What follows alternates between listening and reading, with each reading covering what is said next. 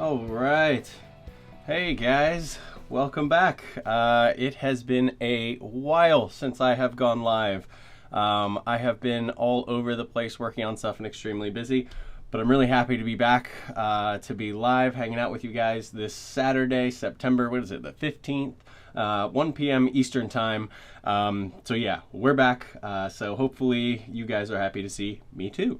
But welcome to the show, guys. We're back up in my Edit Suite studio today because it's a little bit easier to show off some of the stuff that I want to talk about with you today, which is we are going to be talking about Blackmagic's latest announcement, not a camera, but a codec, Blackmagic RAW. And I am really excited about it. And I'm going to tell you why, and I'm going to tell you why even if you're not a Blackmagic shooter, that this could possibly in the near future be something that should get you really excited as well. So today we're going to go over what Blackmagic RAW is. Good start to the live show, right? Fumbling my words. What Blackmagic RAW is, sort of how it works. Now I'll say I'm no expert in codecs and all of that crazy behind the scenes science stuff that goes into it, but I did watch their video, which sort of broke it down at least into basic layman's terms, so I can hopefully translate that to you. We're also going to look at where it's being implemented, where it might be implemented, how you can use it, and also I want to take a look at how it sort of compares to ProRes RAW. Because obviously ProRes RAW was announced by Apple and Atomos basically jointly back in April, and it's been a really big thing, but there are some limitations to that Blackmagic RAW might be able to get around and make it a more popular codec. But I'm getting ahead of myself. First things first, a little bit of housekeeping, guys. Today is a live show. So the beauty of live is that you guys get to come in and hang out and have a discussion with me. Hopefully you guys have some thoughts on Blackmagic RAW, whether you're excited about it, whether you're not excited about it, what you want to see. And we're going to chat about it as we go through all this stuff. So I am able to pull your chat up right here on the screen. I see we've already got some people in here. Hello and greetings from Germany. This is a really huge thing. And hi from Italy. Well, welcome to our international audience. I'm glad you guys are able to make it in here and hang out. And yeah, from the title and the description there, you can probably tell that I think this is a pretty big thing too.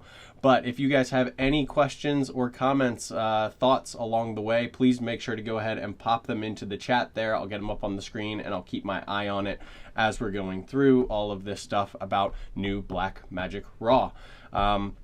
I also want to shamelessly plug the channel. If this is your first time here, welcome. I hope you enjoy today's show, and I hope you subscribe so that you can go ahead and enjoy all of the other content and all the other shows that I already have on the channel and that I'm gonna have coming onto the channel.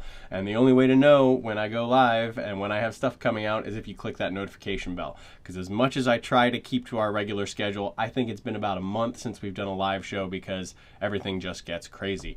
And then, of course, something new that I've been trying, guys, that some of you have joined is I've started a Discord chat as well. It's sort of a little 24/7 chat community, and there's a link down in the description below so you can check that out. That's so that you guys can chat with me, share stuff, ask questions, share with each other, even if it's not something specifically for me. And you guys can join that. There's a link down in the description, and it just allows us to chat and grow our community outside of doing these live shows. Let's see, we get a few other people popping in. Basic differences between this and ProRes RAW. We're going to talk about that. Yeah, it's saying writing Blackmagic RAW to an SD card. Trevor, good to see you, man.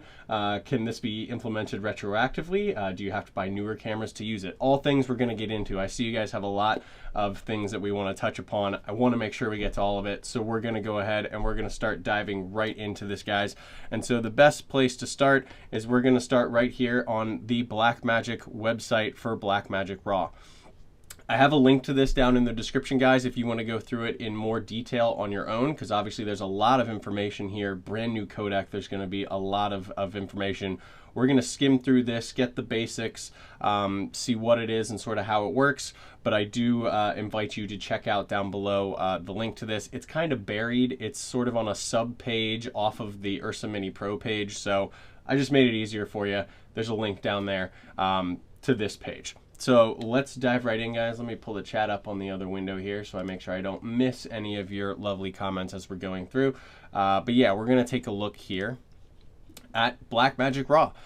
So they're touting the world's fastest RAW format with better quality and better features. Well, none of those are scientific, so that's just buzzwords at the moment. But yeah, basically what they have done is they've created, like ProRes RAW, they've created a new codec that has RAW capabilities, but also has smaller file sizes and also single file sizes, or single files, as opposed to a whole bunch of raw DNG images. So similar to ProRes RAW in that aspect, where you've got the qualities of RAW, meaning you can change all these things after the fact, you know, tint, white balance, ISO, all of that stuff, but without having these big bloated file sizes. So going right down, this is the video that I watched. It's a great video. Grant Petty from Blackmagic Design released a video on YouTube, I believe it was yesterday. He had these blocks to sort of explain how it works. I do recommend you go over and check out that video, because he's going to be able to give you a lot more detail than I can. But yeah, basically what you need to know is that, you know, the quality of RAW at the speed of video. So the other aspect of this is that they've designed this codec to not only be smaller, to not only be single files, as opposed to a folder full of image sequences. And you know, same quality, but you know, smaller file sizes. I think I already said that. But also they've factored a few things into it that make it faster in post. And not just on their software, which is a big thing that we're going to get into. So they've really ticked all the boxes there. You've got speed, you've got quality, you've got size. So we're going to take a look here. We will take a look at these guys. I want you to see they do have 4 sample clips. They're really short clips, but they do have them here available for download. I did download those, so we will take a look at those during this show. So if you want to go ahead and take a look at them, they are there, so you can take a look. Okay, so here's what we really want to talk about. The new advanced Demosaic, which that's the first time I had heard the term Demosaic, but I usually hear it as debayer. And basically what it is when you're working with recording to a video codec, meaning where everything gets sort of baked in, if you will. You know, even regular ProRes is considered this. What the camera's doing is the sensor is capturing all this information, all of this data, and then it's processing it inside the camera. So it's taking all of those individual pixel sites, all of those colors, the red, green, blue, and then is doing processing in camera to convert that to a single pixel. And that's sort of what the debayering is, or the demosaic, because it's a mosaic of color information that makes up a single pixel, and then is sending that through whatever codec you're using in the camera, whether it be ProRes, whether it be H.264, H.265, depending on the camera, and then that's all sort of baked in, so the work is done and you get this file. And then when you take it in and you're editing with it, it's usually pretty easy on your system. I say usually, H.264 and 265 can be pretty CPU intensive, but basically your editing software doesn't have to translate all that information like it does when you pass it raw data. So when you're passing it raw data, the computer itself has to do that demosaic or that debayering. And so it's an additional process that can be pretty intensive, and especially with Cinema DNG, where you're working with image sequences, a whole folder full of individual images that it's trying to work with, as opposed to one video file. It can be really, really labor intensive and really slow on your workflow. And so what they're doing here is they're taking part of that demosaic process, not all of it, because we still want capabilities to change stuff, you know, otherwise we lose that raw aspect of it. But they're assigning some of that duty to the camera. So this is where there's a lot of that technical stuff that I'm not going to be able to explain to you guys, but they're splitting the workload between the camera and the software. So the camera is actually doing some of that debayering work, maintaining the raw aspect where you're still going to be able to change stuff, but basically it's prepping it more for your post-processing software, so that the software then doesn't have to work as hard to work with this. And also that allows it, I believe, to condense everything down into a smaller file size, since a portion of the processing and compression is already done. So that's what they're talking about this new advanced Demosaic here. You can go into a lot more detail. Grant did a great job up here. If you watch this video, he's got these blocks that represent different processes and different points in the file creation. And he showed how Blackmagic RAW sort of differs from creating a traditional baked-in video file, if you will. So let's keep moving along. This is a big thing here, guys, for color. Blackmagic has their Generation 4.0 color science, and that is included in Blackmagic RAW. So if you're a Blackmagic shooter and you wanted the new color science and color profile stuff, that's coming with that update. Let's see here. Here's something that's really interesting. We'll go into this real quick, and then I'll get back because I see you guys have tons of questions coming in, which is awesome. Okay, so bit rates are much lower on the recording because it is doing a lot of the heavy lifting, or part of the heavy lifting, inside the camera. So it's able to do some of the compressing and not have to write as much data to your card, to your media. So the bit rates are lower. Now I know we're used to being like, wait, higher bit rates equals higher quality. Well, yes, that's true. But the thing is, we got to remember this is RAW. So we still have all of the data and all of the quality information, but it doesn't have to write it at raw bit rates because it can do some of the compression in there. This is where I'm not a scientist on this stuff, but yeah, it's pretty crazy. But they also came up with something else. So let's take a look at this here. So you can shoot, you'll have several options with Blackmagic RAW, okay? Just like you do with Cinema DNG RAW. If you shoot red, you know, with red RAW, you have different compressions. So the highest obviously is uncompressed. So uncompressed obviously is huge. It's not doing anything. It's all your raw data. Nothing is getting squeezed. No file sizes are being saved. So they're saying this is about, on a full 4.6K sensor at 30 frames per second, it's doing 548 megabytes per second. That's nuts. That's even pushing the limits of some CFast 2 cards, which is usually why you have to like record to 2 separate cards and split the workload. But anyway, we won't get into that. But here's some of the stuff that we might be more used to if we've ever shot RAW before. These are compression settings, so 3:1, 5:1, 8:1, and 12:1. And these are all available right now in Blackmagic RAW as compression settings. And obviously these are ratios. I don't know exactly how the ratios are determined, so, but you know, the higher the ratio, the more compressed it's going to be. And so they have 3:1 is 183 megabytes per second, all the way down to 12:1, which seems really low, but it's 46 megabytes per second. Now you're still getting RAW, you're just getting different levels of compression on top of it to save on your file size. Now, from what I've heard from some of the stuff that they've said, guys, and some of the testimonials that were in Grant's video, people are saying that they can't see a difference from 12:1 to 3:1 in terms of the quality, which means that the way this is doing its compression is extremely efficient and extremely high quality. If you can shoot something at 46 megabytes per second, 12:1 compression, save that file size, and see no visual quality difference, that's crazy. So that is amazing. I haven't been able to shoot it yet, and we'll get into that when we talk about the cameras it's available on. But if that is true, I mean, that 12:1, you can save on cards that you need, you can save on storage that you need, and you can still be shooting with RAW capabilities to change all that stuff in post. That is a huge deal.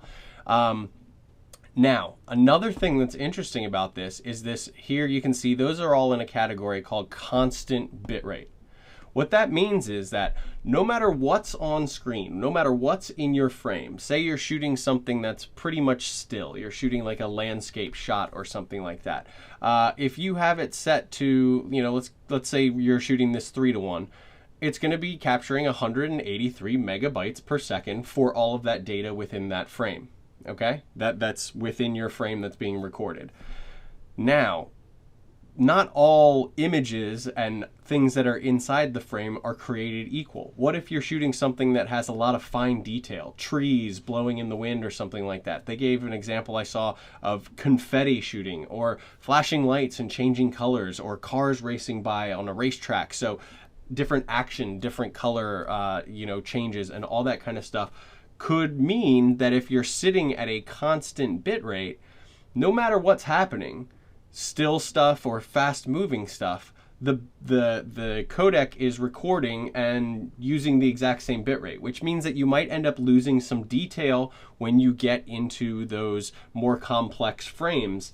And you might not want that to happen. You might want to say, you know what, I want everything to look absolutely fantastic. And I know it's going to look fantastic. This is where we're just getting nitpicky. I'm sure it won't look like garbage for sure, but they introduced something called constant quality. So if you go to these constant quality settings, you have two options, Q0 and Q5. And what the constant quality does is it's saying that it will vary the bit rate of what it's recording depending on the need of the scene. If all of a sudden something fast moving with high detail and little fine details comes in, it's going to increase the bitrate. That's going to increase your file size, but it will make sure that every single frame gets the exact same quality regardless of what bitrate is required. So if we look here, Q0 is going to be your highest, where it's going to fluctuate between 110 and 274 megabytes per second, depending on what is needed to handle what is in frame at that time. Q5 is going to be another space-saving way, and it goes between 27 and 78. So that is a really cool option if you're not worried about file sizes. It's still not going to be nearly as huge as uncompressed or even Cinema DNG RAW, but if you use one of these constant quality settings, I mean, I could see myself never changing my camera off of this Q0 setting. That's just me. I have tons of hard drive space and I have the big CFast cards and lots of storage. But I mean, it's amazing that it can do that. So I know there's been a lot of chat coming through, so let's get back to the chat. I've been trying to tear through this, guys, and you guys have had awesome questions. So let's see here. Luke says, hey, Bart. Hey, Luke, good to see you. Trevor says, those Cinema DNG file sequence folders are so yummy scrumptious. Ha ha ha. Can't tell if you're being sarcastic there or not, because yeah, while Cinema DNG is great in the stuff it allows you to do, the workflow, not awesome. You're dealing with a huge image sequence that then you have to treat as video, and so it gets really difficult, even on high-end machines. Sean is asking, when will it be released for all cameras? Okay, so we're jumping ahead a little bit here, but I'll answer that question. So as of right now, Blackmagic RAW is available as a beta, okay? So it was beta released yesterday, I believe, maybe even a few days before. I don't know, I haven't been keeping up with IBC. But right now it's only on the Blackmagic Ursa Mini Pro. Now, I have my camera here, which is the Blackmagic Ursa Mini 4.6. I've had this since its release, and I didn't see the need to upgrade to the Pro. Now, my hope is, and they have sort of alluded to, that it will be coming to this camera as well. And my thoughts on that are because really the sensor, the processing, the performance, the guts of this should be identical to the Pro, with the exception of the Pro got that Bluetooth chip in it, so it can be Bluetooth controlled, and of course the ND and the extra buttons and stuff on the outside. It was mostly a cosmetic update. So I am hoping that after the beta phase is done, that I will be able to get Blackmagic RAW on this camera. It is available right now for the Ursa Mini Pro. Now, I know many of you are looking forward to the Blackmagic Pocket Cinema Camera 4K. Okay, so I took a look at that camera at NAB and was, hit and miss with it. I haven't pre-ordered it. I have a link down in the description to the live show I did after NAB talking about that camera in depth. We're not going to go super in depth onto that camera because it's been covered to death. It is not currently shipping with the Ursa Mini 4 or the Ursa Mini, the Blackmagic Pocket Cinema Camera 4K.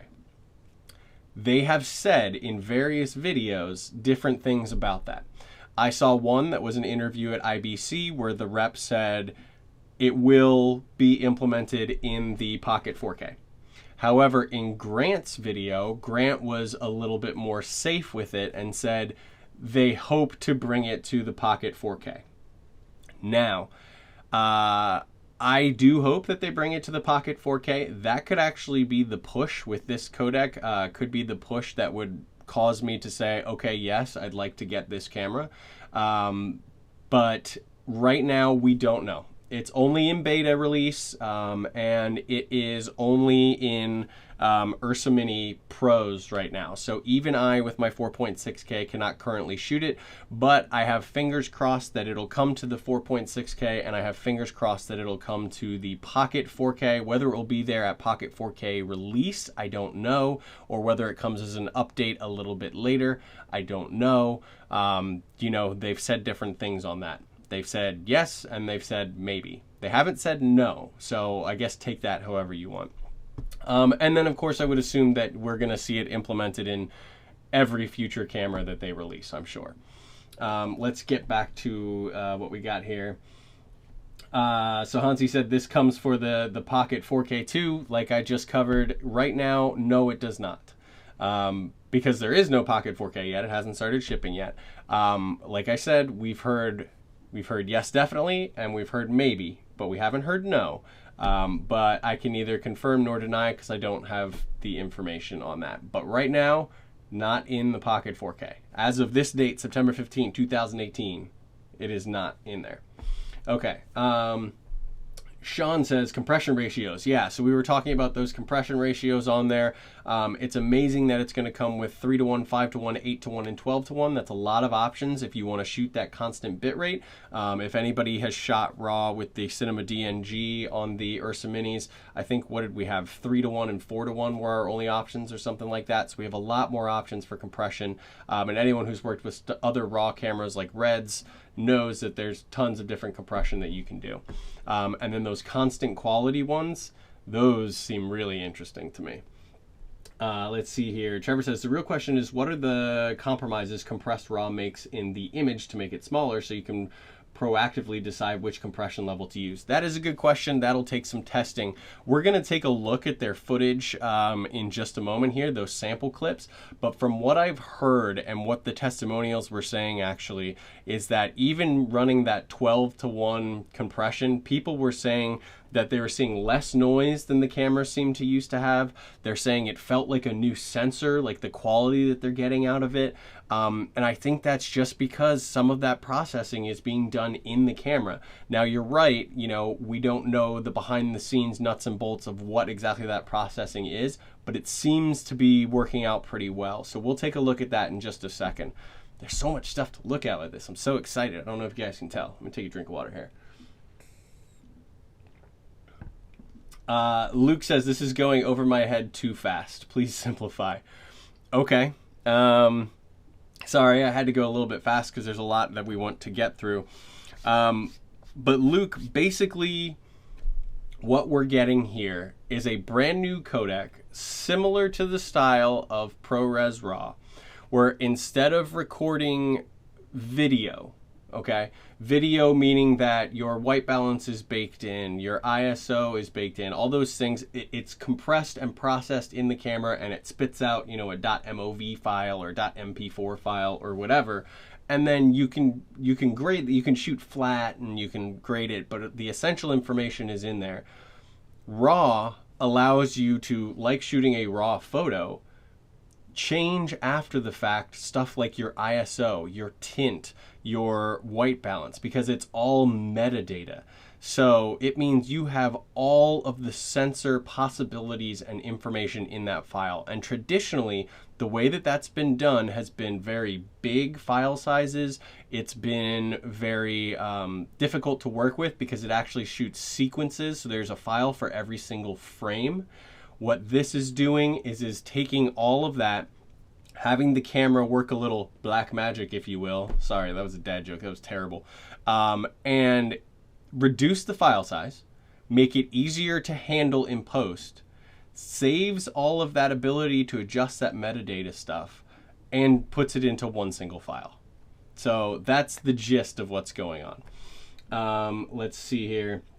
Looks like Trevor tried to give a hand for how it goes. Wannabe Film saying, curious how the constant quality footage would react to aggressive grading. Yeah, I'm very interested in the constant quality as well. I'm not exactly sure, you know, I wish I could shoot it right now, but I have the 4.6K, so I gotta wait. So a lot remains to be seen, but from what I'm hearing and what I'm seeing, it seems like the guys who have had this for a few months and have been testing it are pretty happy. And I'm sure if you go online to any of the forums and stuff, there's going to be a lot of footage from those Ursa Mini Pro owners, because they have this installed now. Like, everybody who has an Ursa Mini Pro can be playing with this, and I guarantee you there's going to be some serious footage and commentary out there. So while I can't give you a hands-on yet, I'm sure the internet will be flooded with them if it isn't already. It's been like 24 hours. I'm sure it's quite flooded. So let's see what we got. Hello from Poland. Do you think it will make the Blackmagic Pocket Cinema Camera 4K overheat? So I think that is the issue. Not necessarily overheating, but I think it's processing power. Because obviously it does require the camera to do some live processing, but that camera is capable of shooting RAW.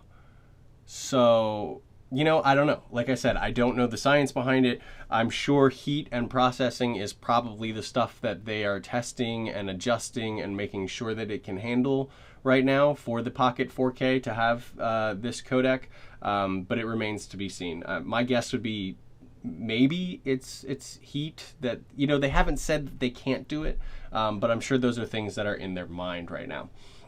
Trevor says, to be fair, even when Blackmagic releases cameras missing features, they're really good at getting out firmware updates to add them later. Yeah, very true. So, you know, they're going to want to get that Pocket 4K out because people have been chomping at the bit for it. You know, they want it out there. So even if it's not quite, you know, if it's a software thing, where they just can't get the software quite right to get the Blackmagic RAW to run on it, I could see the camera being released without it, and then it coming in a firmware update when they get the software side figured out for that camera. So yeah, even if it doesn't release, you know, there's a possibility that it could get it. Again, I don't know.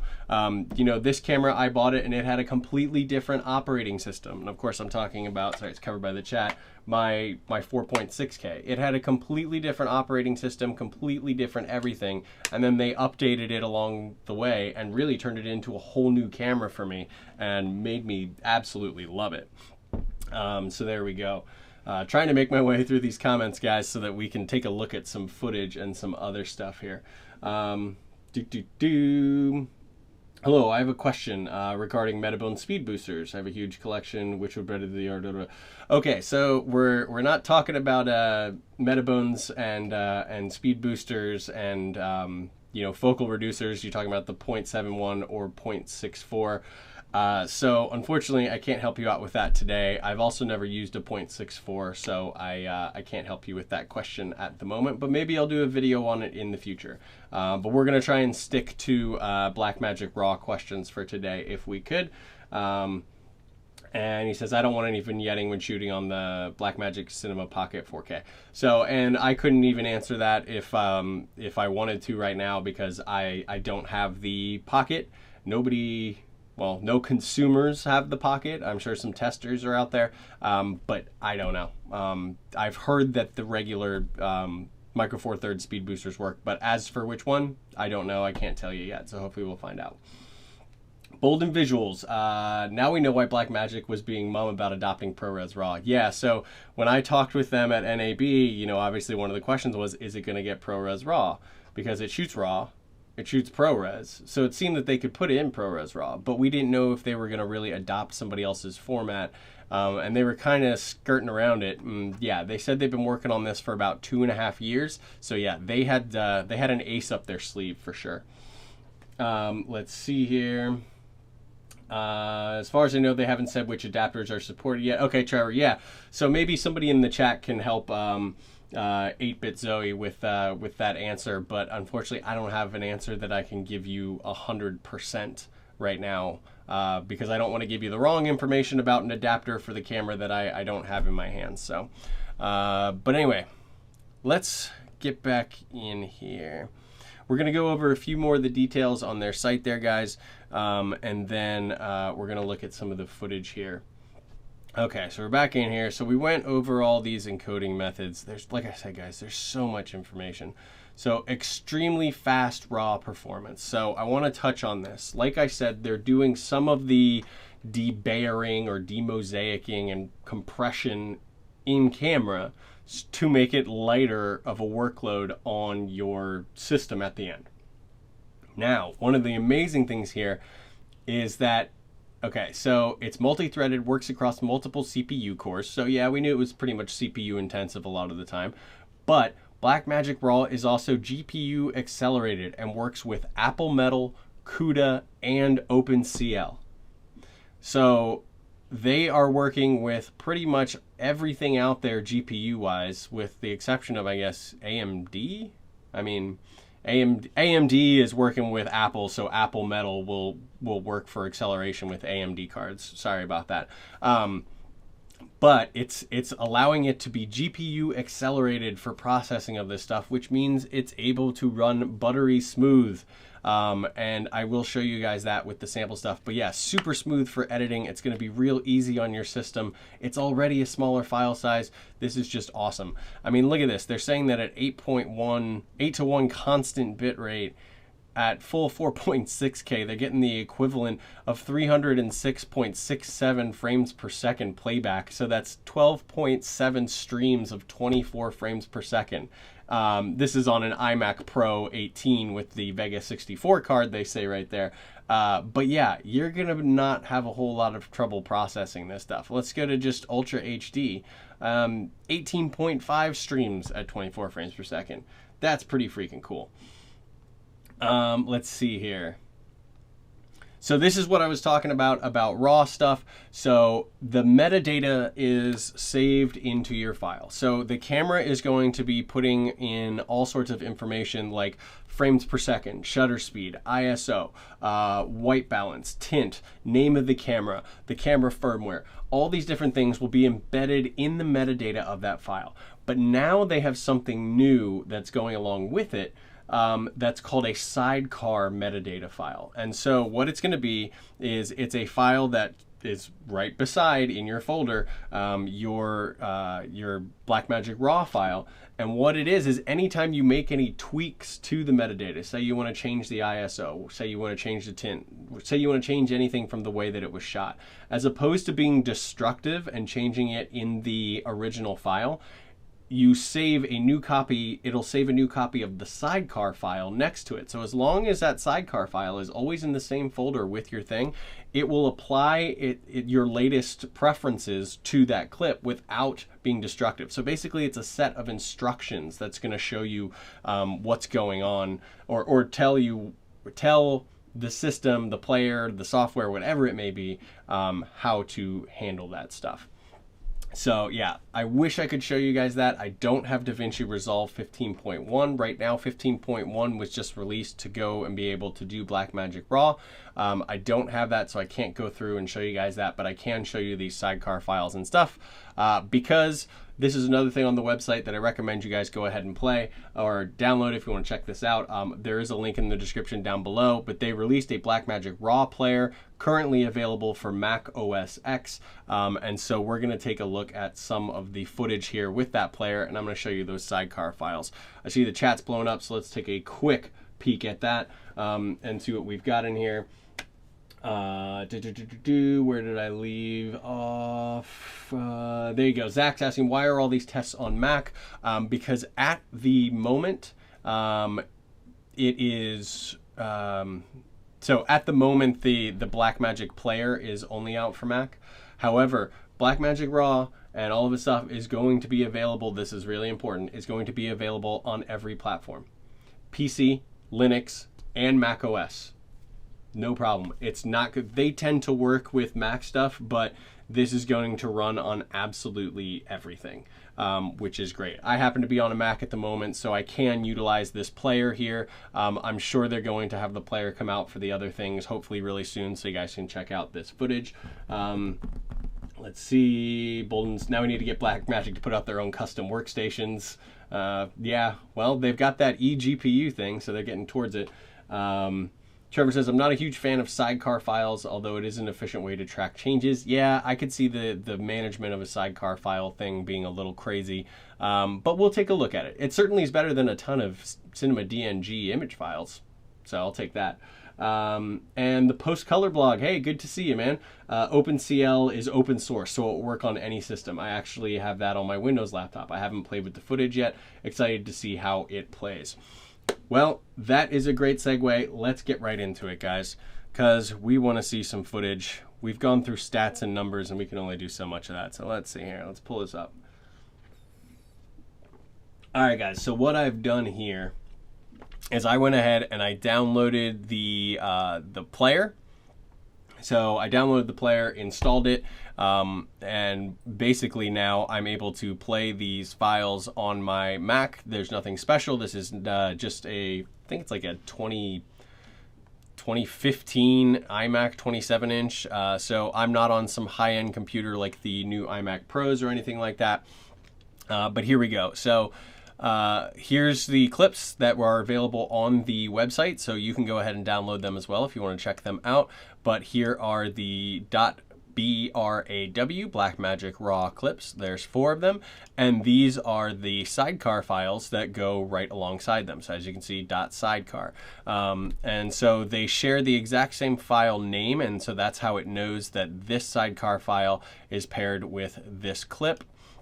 And what these are, let me just show you. They are basically just text files. Let's see, where will this open? There we go. So they're really just text files that have all these different values, you know, viewing gamma, black level, midpoint, tone, curve, highlights, contrast, white balance, and tint information. So you could, if you knew what you were doing, even go in here. So here, look, here's the Kelvin 4300 on this shot. You could even just tweak it right here in the text file if you wanted to.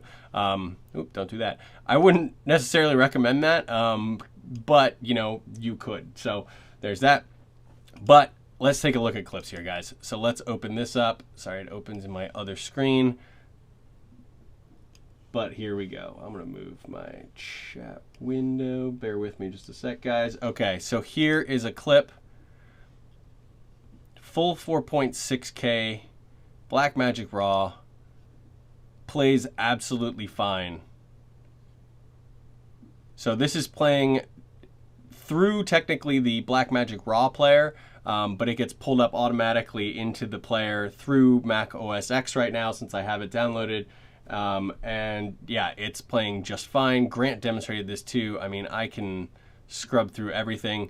But take a look at this, guys. I mean, take a look at the quality of that. Look at the skin tones. Look at the soft roll off from light to dark. That's what you want to see. Even handling this bright highlight and the fall off from that. You know, a lot of this is the look of the sensor of the, you know, the Ursa Mini Pro and the 4.6K. But this file is playing back natively. I could never do this with a Cinema DNG sequence. And even with a Cinema DNG sequence, if I tried to put this into, you know, Premiere or something, it'd still kind of choke on it. But this is going just fine, no problem.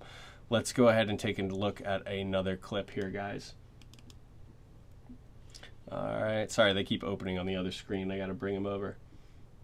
Here you go. Obviously this from a wedding, but another clip plays perfectly fine. I can start, stop, pause it. Looks great. Yeah. Looks really good.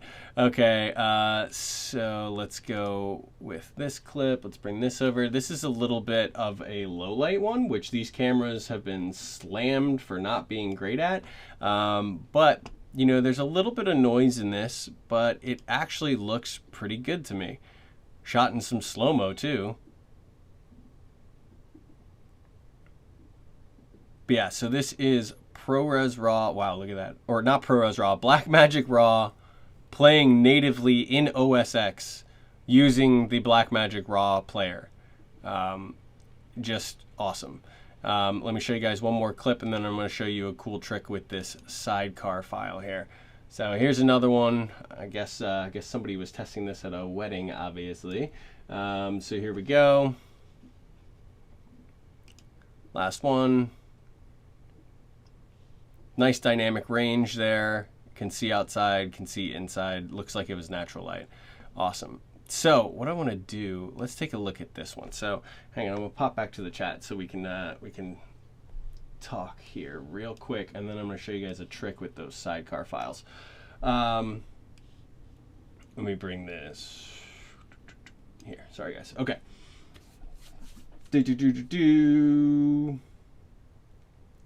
Creative Films says, "Sup everyone." Sup Creative Films, glad you're here. Trevor says, so you can't open it in Resolve yet. Not true. You can if you have Resolve 15.1. So 15.1 was an update to DaVinci Resolve that they released along with the beta for the cameras. So if you have version 15, or I think 14 even as well, I don't know. You can get the free update to 15.1, and you can go and use these and tweak and edit these, no problem. So right now it's just DaVinci Resolve that can do it. But we're gonna talk about that for Trevor says, Jesus, the skin tones. It's the reason I have a foot still in the Blackmagic camp even after kind of converting to Panasonic. Yeah, the skin tones of Blackmagic are just... they look amazing, man. That's why I love this camera, the 4.6K. That sensor, that sold me, just the look of that kind of stuff. Let's see. Pitor says, filming a wedding in RAW sounds crazy, but I think people will start doing this. That is a huge and fantastic point, man. You would never want to waste the data and the space and everything and the processing to try and shoot a wedding with Cinema DNG RAW. Even compressed at like 4:1 or something, it would just be insane. The number of files for every single frame, it's just, you wouldn't do it. But with ProRes, or I keep saying ProRes RAW, guys. Blackmagic's gonna kill me. With Blackmagic RAW, this, like, yeah, you can. Your file sizes are smaller. Each clip is a single file. Like, that's freaking amazing. Yeah, I didn't even think about that. But yeah, you wouldn't even think about shooting in RAW for a wedding unless it was like a really, really, really high-end important wedding or something, I guess. But yeah, that's crazy. Let's see. Aegean Films, Blackmagic 12:1 runs at 46 megabytes per second. ProRes RAW about 220 megabits per second, which is 28 megabytes per second. Okay, thank you for that. So at the lower end of both codecs, Blackmagic RAW is also double the size. We'll see what's best going forward. I do want to talk about ProRes RAW because ProRes RAW does something very different from Blackmagic RAW, and I think Blackmagic is doing it better. So I will say that. So we'll talk about ProRes RAW before we get out of here today. I know this is getting to be a lengthy show, but there's so much information. Let's see here, a little bit of talk about 15.1 Resolve. Okay, I'm going to show you guys this so I can get us through here. So these are those Sidecar files that I told you guys about, right? So these were shot. So all Blackmagic RAW footage is shot in the film profile, the sort of flat profile that Blackmagic uses. You know, they don't call it log, they call it film, but they're all shot with that. Now, obviously, this clip, something has been done to it because it doesn't look flat, right? It looks colored, it looks nice, you know, something's been done to it. So, what happens? Obviously, that information, something has been changed and is in the Sidecar file. So now all we need to do, hopefully this works, I haven't tried it, is take this Sidecar file and get it out of this folder. Okay? Now, let's see if this works. Boom. Now look at it. I just took it out of the same folder, and look at that. It's back to the way it was natively shot. It's flat. It's in that film profile, right? So I don't think it'll do it live, but let's see. If I bring this back into here. No, so it won't do it live. But now, you know, I brought the Sidecar file back in. I reopen this, and boom, guys, our color values are all back, all the stuff that was done. So that is the beauty of those Sidecar files. That's crazy. So let's try something fun here. Let's do this. Let's open this sucker with text edit, and let's see. We saw this was 4,300. What if we made it like 2,900? Would that really screw it up? Let's see. I'm playing with the white balance here. I haven't tried this, guys. Wait, did that actually save? Open with text edit. Yes, it did. Okay, so let's open this and let's see if I messed up. Holy crap. Yeah, so there, I just did it with the Sidecar file. Turned the white balance to 2,900 as opposed to 4,300, which it was at. And now look, obviously this is very, very blue because obviously they were using daylight balance lighting in there. Crazy that you can do that just with the Sidecar file. So that's what's happening with the Sidecar files. You know, it's holding all of your changes and all of your metadata for your file there. So that's pretty cool. I wanted to try that out. That was kind of just a fun thing to check out there. Okay. So another thing that I wanted to say about those, we saw when I removed the Sidecar file, it went to just film. So what they've said is you can shoot in Blackmagic RAW in either the film or video picture profile. So the video picture profile on the Blackmagic cameras is kind of like their Rec 709, you know, graded, you know, straight out of camera kind of look. But what's actually happening if you shoot in that mode is it's still actually recording the file in the film profile, but it is adding the metadata for that Sidecar file to make it look like the video mode.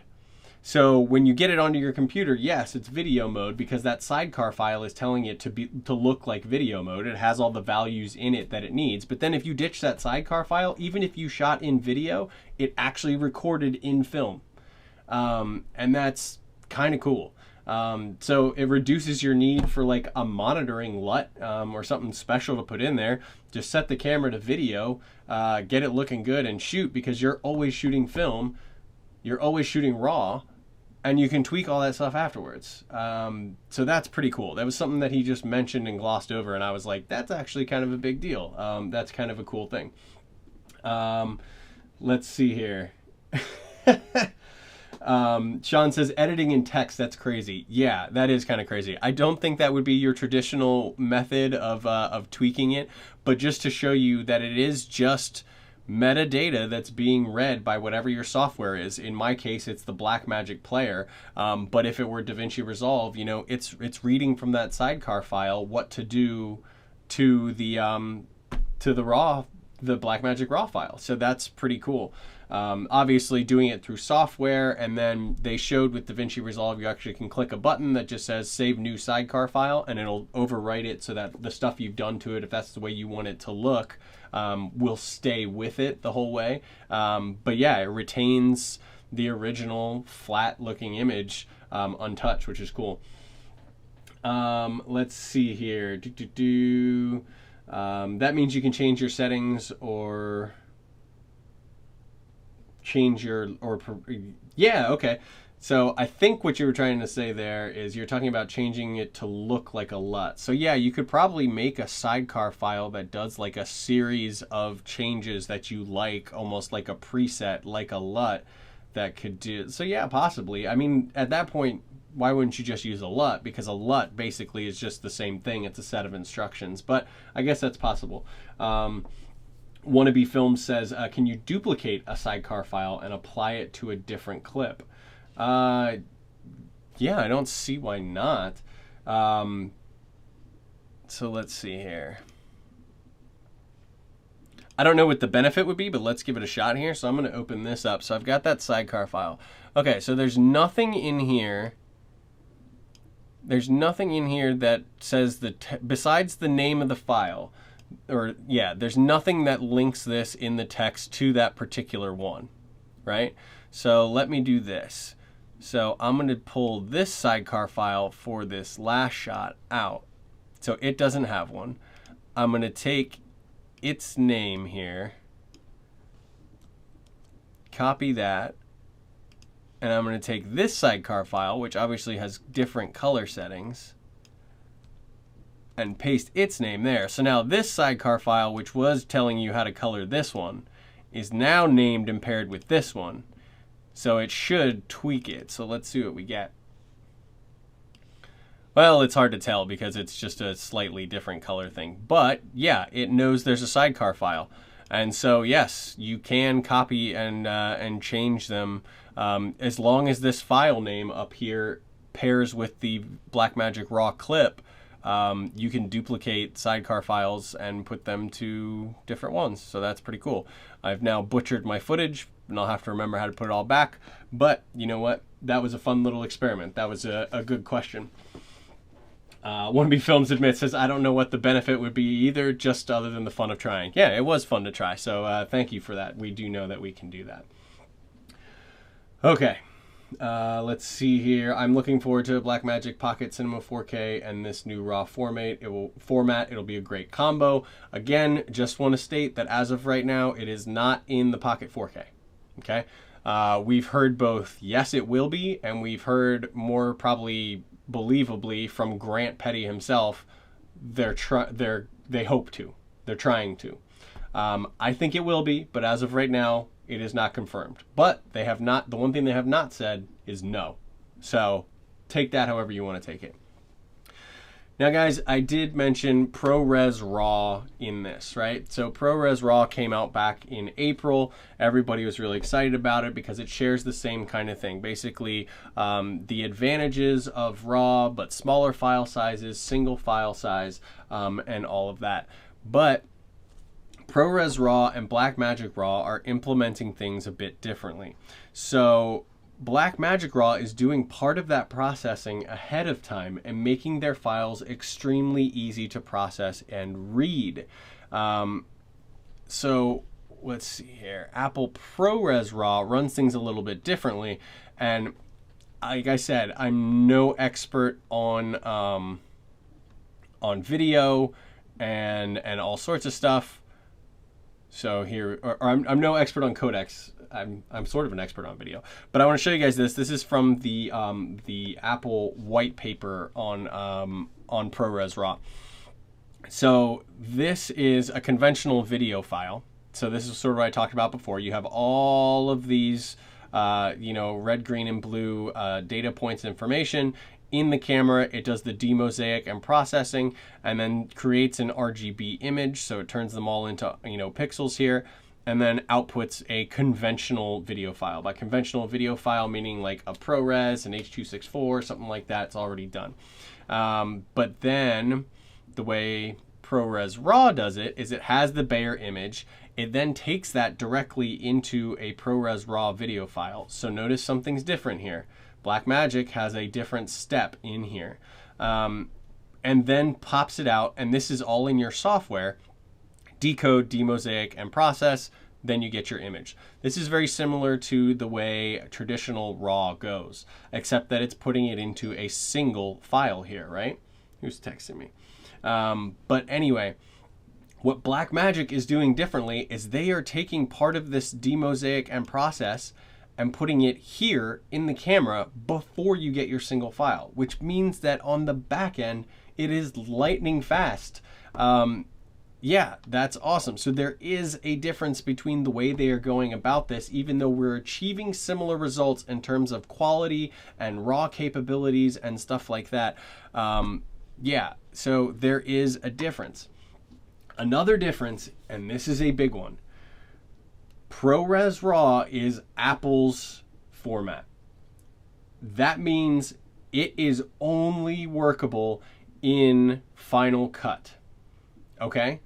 Which means it's only workable on Macs. Blackmagic RAW, and this is where I think it's going to be a real big game changer, guys. Blackmagic RAW works on any system, Linux, PC, Mac. Right now, the player's only out for Mac, but they're going to be releasing everything. It works on anything, okay? And then here's the next biggest thing. And this is what really, really blew me away. I want to pull this up here because this is what's going to be the game changer. Okay, open standard and free to download, cross-platform and license free. There is a free SDK available for download for Mac OS X, Windows, and Linux right now, right here. What this means, guys, is that any software developer on any platform can download this right now and can start implementing Blackmagic RAW processing into their software. This means Adobe can do it in Adobe Premiere. You know, hopefully they've already snatched this file up and are hard at work. Any software developer for free, no licensing, can get a hold of this and can implement it into whatever software they make. That's incredible, guys. That means that unlike Apple with ProRes RAW, it's their baby. It only works on their software, which only works on their machines. And if people want to implement it into stuff, they have to pay a licensing fee. So there is none of that here on Blackmagic's end, and I think that is extremely smart of them. Now, here's the, not necessarily catch, but here's the difference. The difference is that ProRes RAW can be recorded off of various camera brands right now using Atomos recorders. So they licensed it to Atomos, so you can use Sony cameras, and they're adding more camera manufacturers that will be able to output to it and will be able to record ProRes RAW. So you have more hardware options on the acquisition side of it, okay? Now, what Blackmagic is doing is they're holding on to the secret sauce of encoding Blackmagic RAW, which means that only their devices, currently, only their devices can actually record to it. Because, you know, they know their sensors best, they know their processing and all that stuff, and that's because the processing is happening inside the camera, or at least part of it is. Whereas with ProRes RAW, it's just being recorded, and then it still has to be decoded, and all the processing has to be done by the software. In this case, that's Final Cut, and that's on a Mac, okay?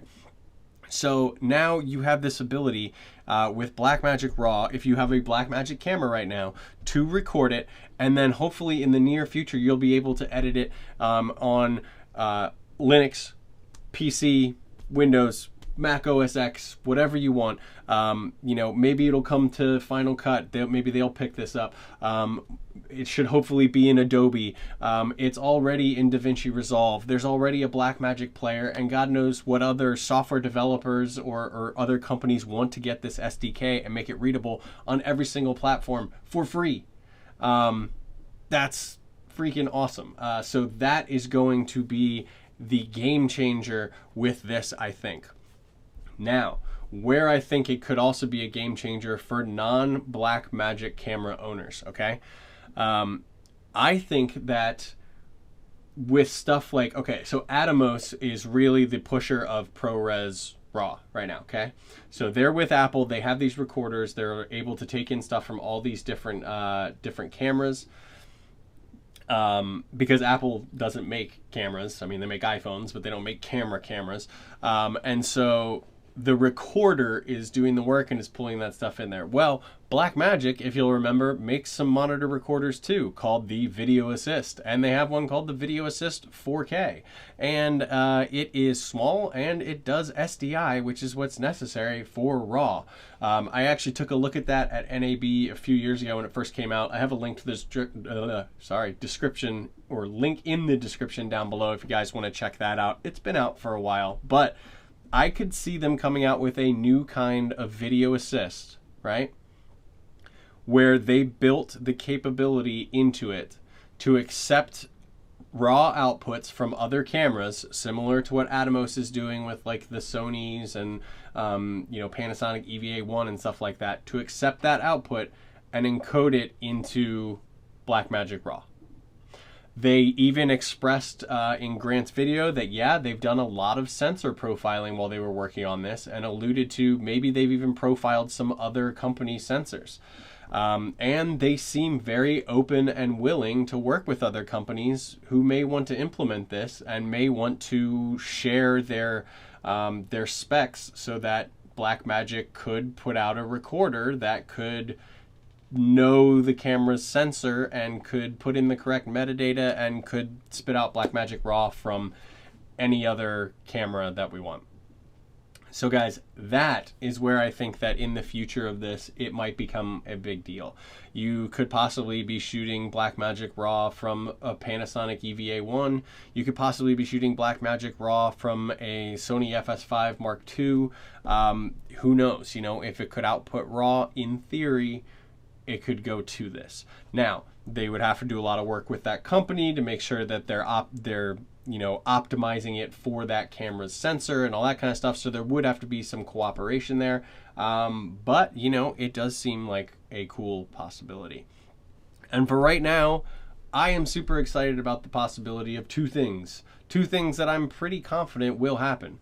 One, that my Ursa Mini 4.6K will get the update after it's out of beta, will get Blackmagic RAW.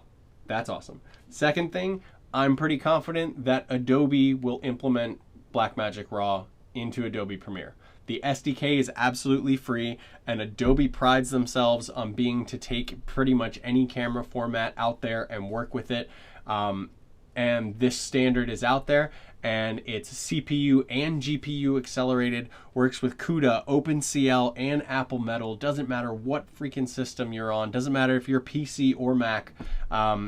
If you guys can't tell, I'm kind of excited about the potential of it. A lot more excited than I was about ProRes RAW, because with ProRes RAW, I was kind of stuck. I'm like, all right, I don't have a camera that outputs RAW to an Atomos, because Atomos and Blackmagic don't really talk to each other. So even though this can output RAW, it can't output RAW to an Atomos, and whatever. It was going to require a whole bunch of stuff, and then I had to get Final Cut, and Final Cut's fine for you guys who are Final Cut users, but it's just not my platform. It's not my workflow.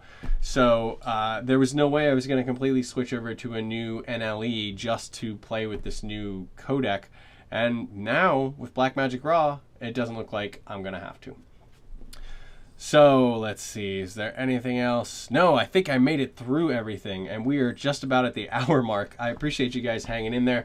We're going to take a look here. I know I've seen a few other questions and comments come in. If you guys have any remaining questions and comments, I don't think I have anything new to show you on this. There are links for you to check out all this stuff in detail if you couldn't hang in there for the whole hour of this. But let's hang out for a few more minutes here and take a peek at what we've got. Trevor says, I would be careful modifying Sidecar files. There's always the possibility that you will corrupt the thing. Low, but do it through the software interface. Just me, though. So yeah, when we were playing around with tweaking in the actual text to do it, as opposed to it being a way that I recommend to tweak it, I just wanted to show you that you could. And showing you how simple it is, that is how the information for the player is being passed along to it. And that's how the information is going to be passed along to DaVinci Resolve. And that's how the information is going to be passed along to Adobe, and whatever other software adopts it is through that Sidecar file, which is really cool. And I think you're safe. You're not going to ever corrupt your original Blackmagic RAW video clip, because it's never actually touching the video clip. It's never actually changing anything. And the point of that Sidecar file is that it doesn't touch at all. It's completely non-destructive to that main clip. So I think you should be safe. But yeah, I wouldn't go in there messing with numbers and stuff in those Sidecar files. You'll get lost very quickly. I only had 4 clips in here, and I already don't remember what I changed and stuff. So I'm going to have to re-download the footage to play with it. But let's see here. Torwood Film Studios, this Blackmagic RAW does not have highlight recovery. What do you mean?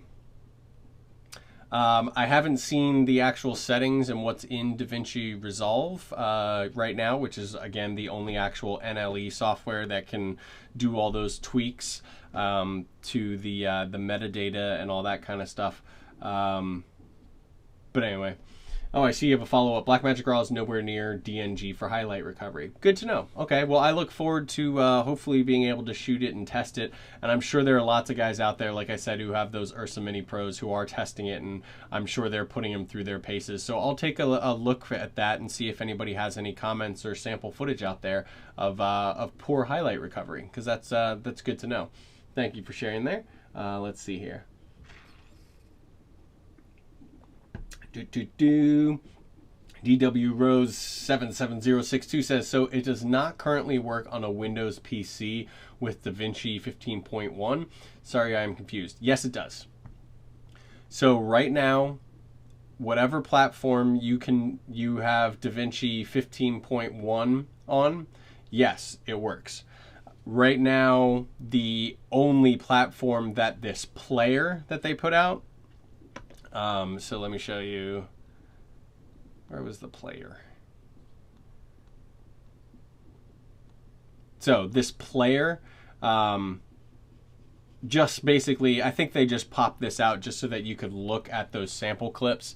But the player right now is just Mac OS X. So that's a good question. I didn't mean to confuse you guys there. The player alone, for those of us who don't have DaVinci Resolve 15.1, is only available on Mac OS X. If you have DaVinci Resolve 15.1 on any platform, it does work with these files, and you can even do more than just play them right now. You can go in and tweak them, modify them, shoot them, edit them. You can make a whole project with them right now. So yes, don't think it's just Mac right now. It's just for us non-DaVinci 15.1 people who just want to view and check out these files right now. Right now with the sample files, we can only view them on Mac with the player. All right. Bold Individuals, God, please let Canon get talked into using this one day soon. That would be great, but like you, I don't think I'm hopeful that that will realistically happen. Who knows? Let's see. Sean Mark Nipper, good to see you, man. like Final Cut X. Yeah, I'm not going to start that debate because that is just asking for trouble both in here and in the comments later on. But I have always been an Adobe Premiere guy for years. My whole workflow is Adobe. So yeah, to do something like switch my entire workflow just to go to ProRes RAW wasn't for me. So I'm happy that the potential is here for me to be able to use this, hopefully in Adobe. I don't see any reason why Adobe wouldn't. It would just, there's no cost to them. It just adds an entire new brand of cameras that they're able to work with better. I mean, you could always work with Blackmagic footage, but the SDK is free, no licensing. It's right there. I'm going to actually send that link directly to Adobe, like tweet it to them. Everybody go and tweet to Adobe and on Instagram, tag Adobe and do everything and put the link to this SDK. Just send that directly to them right here. Just tweet that, send that to them, message it to them however we can. And eventually, if they haven't already, they should get the point that we want this and maybe start implementing it. If they haven't already, they may have already. So there we go. Let's see here. So, okay, looks like we had 2 comments retracted. See, you've started the battle. Sean Mark Nipper, nothing wrong with Final Cut Pro X 10.4, great program. I didn't say there was anything wrong with it. I'm just saying it's not what I'm used to, and it would have been a very big workflow shift for me to do that, just to go to use ProRes RAW. Now, here's the interesting thing now. This is all up to Apple's ego at this moment. And we all know Apple has one. I love their stuff. I have all their stuff, right?